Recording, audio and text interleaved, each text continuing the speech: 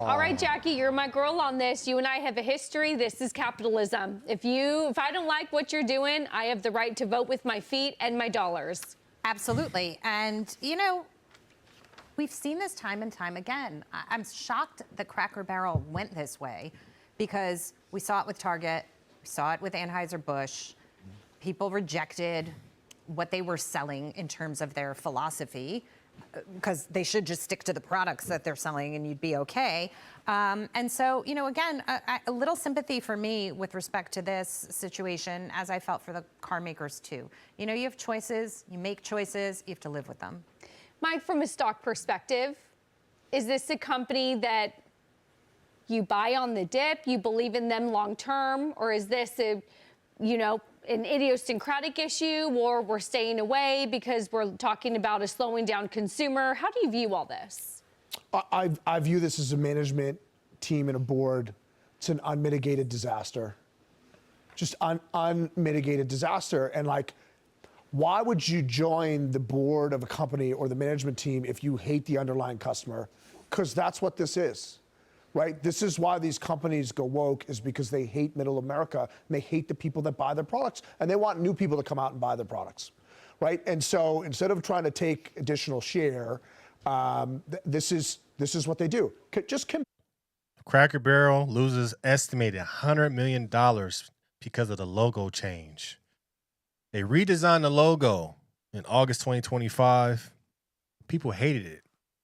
Hated it so much, they stopped going. They started calling Cracker Barrel all type of names.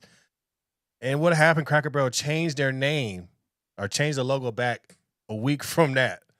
But the damage has already been done. It's been estimated they lost $100 million in value for the company. He said it the best.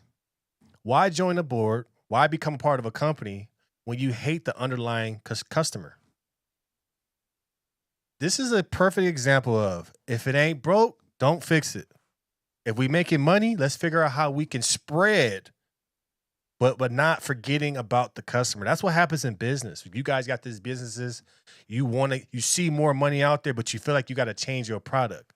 No, you just continue to make your product better, but you don't change the ambiance, the structure, the look. This is why you have all these customers now. Happened with Target, happened with Anheuser-Busch. So many people want to go through a redesign. Well, really, you should be putting more effort into your products to make your products better to bring in more people. Greed. See, when we look at a lot of these companies getting taken over by boards or hedge funds, they care about money. But they think that, if we make this change, we could do this. $100 million loss. How you can impact the company. See, a lot of people think with companies. Talking shit. Talking about the company, berating the company. No, how you make the company go back and change is you stop supporting them. That's what's happening with Target, right?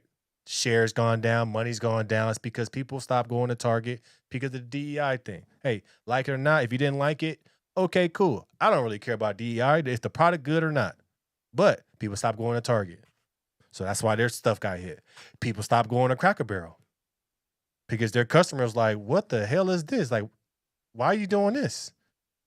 Cracker Barrel's like a cult following. Like, I've been to Cracker Barrel before.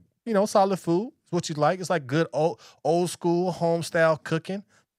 Nothing wrong with that. Get your big old biscuits. That's what I remember when I went.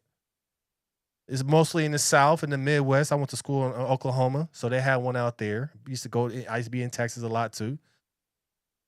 It's like changing up Waffle House. Like, Waffle House would never change because it's Waffle House. They make a lot of money. But this is what happens when you have people that's not from your culture and don't understand what Cracker Barrel represents. But 100 M's in a value loss. And it says it's still going to go down. And it's crazy. About 5% compared to prior years. So, dang. Cracker Barrel posted a net loss of $24.6 million in a quarter. A big swing from profit the prior year. It's crazy. Even after reversing the logo, customers weren't returning to locations as much, with traffic declines noted post-backlash.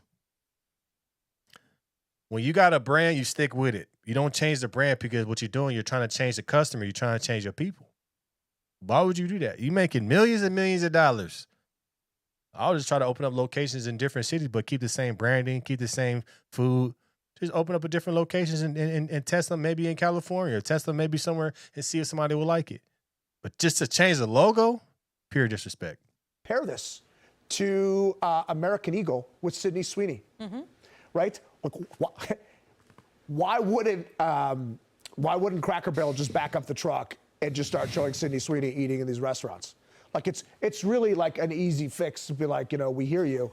We're going back to what works. Michael Lee, can't. Chief Marketing Officer, hire Sydney Sweeney for everything. No, but you can't fix it because once the bell is rung, people understand that when you go try to fix it, it's not authentic anymore. So I disagree with you. You shouldn't make the mistake in the first place, but you're right in that you should cater to your customer and understand. And if you don't respect a company because you don't like what they stand for, or you want to go and change it and find a new customer for a company like this that has been existing for so long, then you shouldn't work there. You should be working somewhere else. But Brian, could you argue the flip side of this is a CEO or a board of directors trying to stay ahead with the time, right? Let's redo the logo.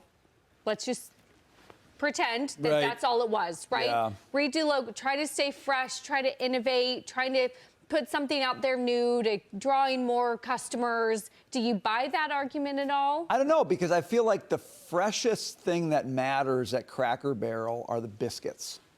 And Dagan reminded me last night that they stopped making the biscuits fresh and they started, I don't know, freezing them. I never make biscuits. I don't know how to make them, but I like them fresh, okay?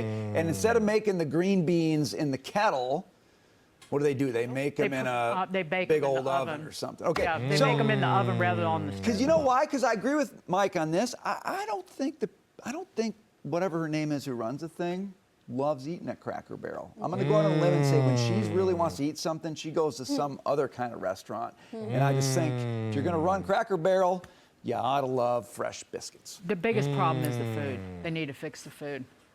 That's it. It's a restaurant. American Eagle up 100, stock up 100.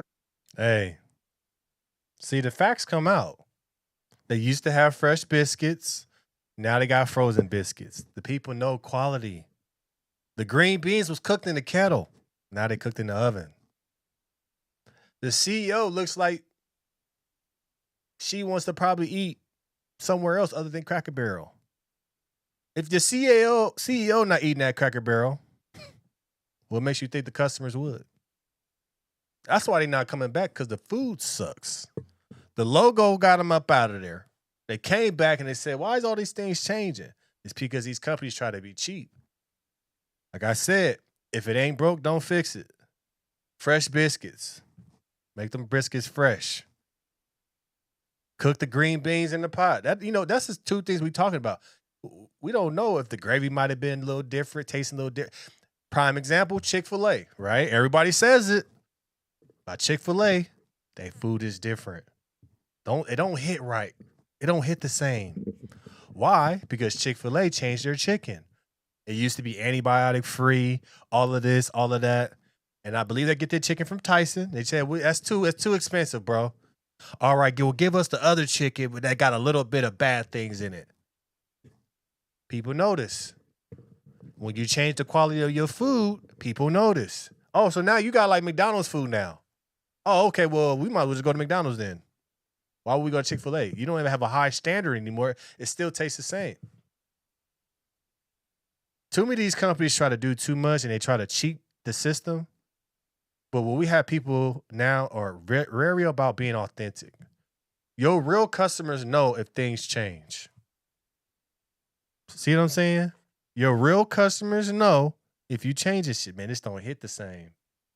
This starting to take fake. This starting to taste frozen. He didn't cook this in the kettle pot. He cooked this in the oven. If it ain't broke, don't fix it. You have a great product. You keep it great. Everybody loves it. And then you just expand. But you keep that same product. In-N-Out. Great example. If you want to learn how to do business, In-N-Out. They in Tennessee now because they moved to Tennessee. Thank you, Gavin Newsom, for having them move to Tennessee. Now they're not even a California staple. They are, but now they are in Tennessee now. Everybody's saying this tastes just as good as if I'm in California. The quality's still the same. The employees are still the same. We have the same concept, same quality. Nothing changes. That's why In-N-Out will be In-N-Out. But you have too many of these companies and they hire these people that are fresh, new, woke. And you got the Cracker Barrels in red states, man. You got these people with these woke views, these liberals, get in charge. Yeah, we're going to make it this and this and this. Them people in them red states don't want that. If it ain't broke, don't fix it. Let me know your thoughts about this in the comments below. Make sure you like, share, and subscribe to the channel. As always, we're going to keep this thing rocking, keep it going. Appreciate the support. Appreciate the love. We're going to keep it going. Daily show coming soon. Let's get it.